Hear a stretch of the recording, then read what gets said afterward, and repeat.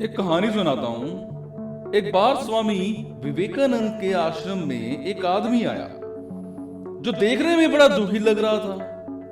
वो आदमी आते ही स्वामी जी के चरणों में गिर पड़ा और बोला कि महाराज, मैं अपने जीवन से बहुत दुखी हूं। मैं अपने डेली लाइफ में बहुत मेहनत करता हूं, काफी लगन से भी काम करता हूं, लेकिन कभी भी सफल नहीं हो पाया।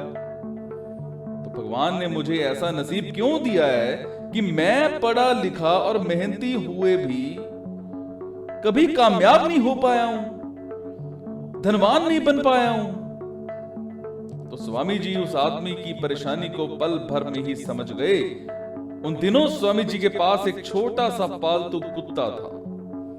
उन्होंने उस आदमी से कहा कि तुम कुछ दूर जरा मेरे कुत्ते को सैर करा आओ, फिर मैं तुम्हारे सवाल का जवाब दूंगा।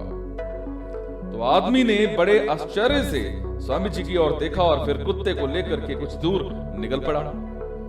काफी देर तक अच्छी खासी सैर कराकर जब वो आदमी वापस स्वामी जी के पास पहुंचा तो स्वामी जी ने देखा कि उस आदमी का चेहरा अभी भी चमक रहा था, जबकि कुत्ता हाँफ रहा था और बहुत थका हुआ लग रहा था।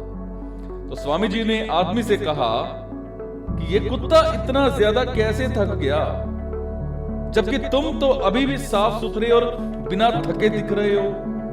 तो आदमी ने कहा कि मैं तो सीधा साधा अपने रास्ते पे चल रहा था, लेकिन ये कुत्ता गली के सारे कुत्तों के पीछे भाग रहा था और लड़कर फिर वापस मेरे पास आ जाता था। हम दोनों ने एक समान रास्ता तय किया है, लेकिन फिर भी इस कुत्ते ने मेरे से कहीं ज्यादा दौड़ लगाई है, इसीलिए ये थक गया। स्वामी जी ने मुस्कुरा करके कहा, यही तुम्हारे सभी प्रश्नों का जवाब है। तुम्हारी मंजिल तुम्हारे आसपास ही है, वो ज्यादा दूर नहीं है, लेकिन तुम मंजिल पे जाने की बजाय दूसरे लोगों के पीछे भागते रहते हो और अपनी मंजिल से दूर होते चले जाते हो।